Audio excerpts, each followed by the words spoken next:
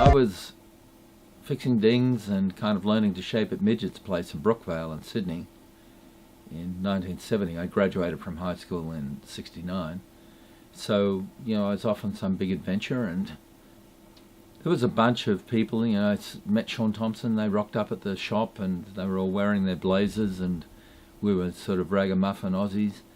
And I got a ride down in an old Chevy from Midget's factory to Bell's with Drew Harrison, Corky Carroll, Dana Nicely, and also Kiwi White. And it was pouring rain the entire way. The windscreen wipers were broken, so we were manually moving the windscreen wipers. And, it was just meeting those guys, because Corky Carroll is one of the most amazingly interesting guys, telling stories, and just a wild, crazy guy. And so that was like an immersion therapy into Californian culture. And Drew Harrison was a good surfer, and he mentioned that Australians always grab the rail. So I never ever grabbed the rail again after hearing that from him. And so they dropped me off at Bells Beach, and late one evening, and it was a massive storm. Massive westerly horizontal rain. Wind 50 knots on shore, and I slept in the toilets.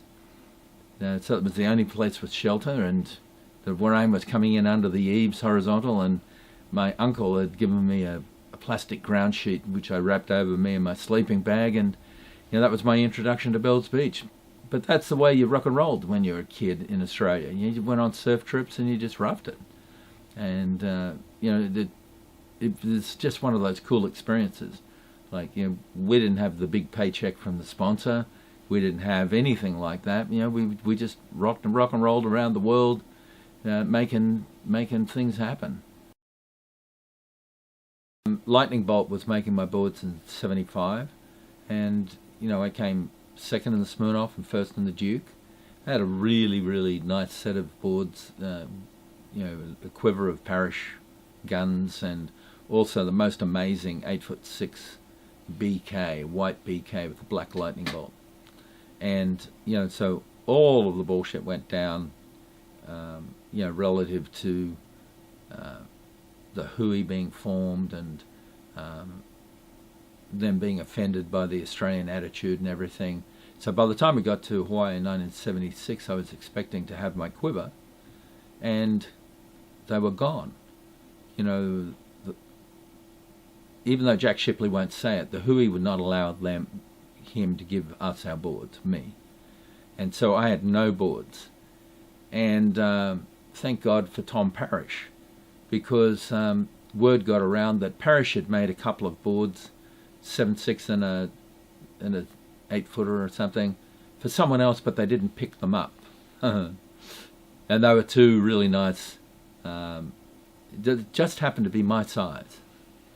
And so I was able to go and sort of grab those boards, and I was in business again.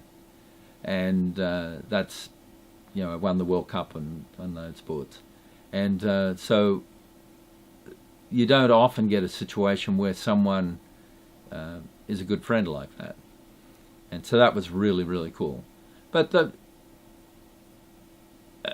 they say that we disrespected Hawaii, and that couldn't be further from the truth.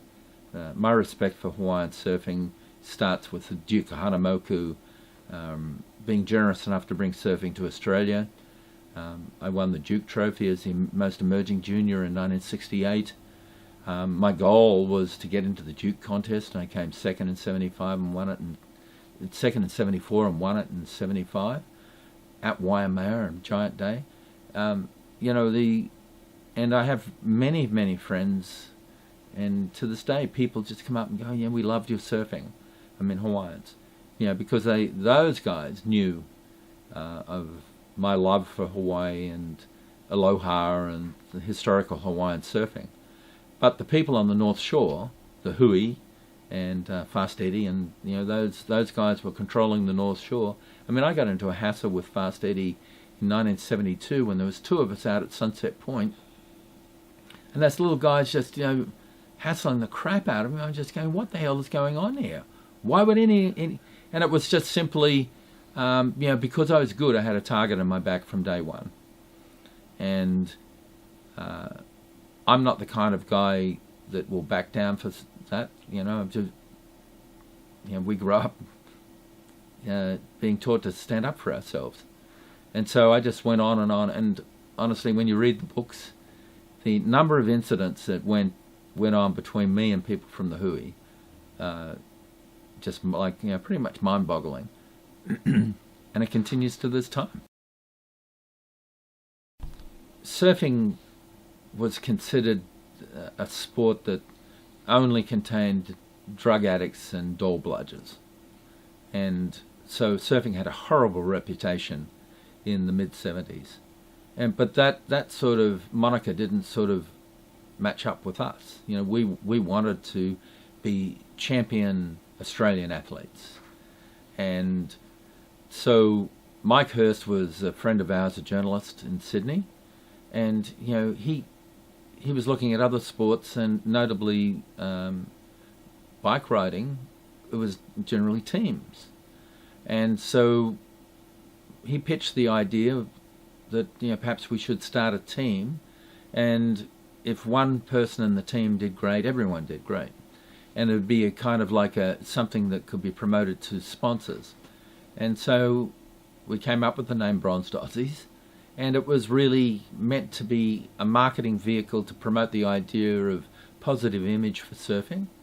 And we went away and came back 1, 2, and 3 in the world. Kind of impressive. And so we said we were going to do good when we left, and we came back, with the prize.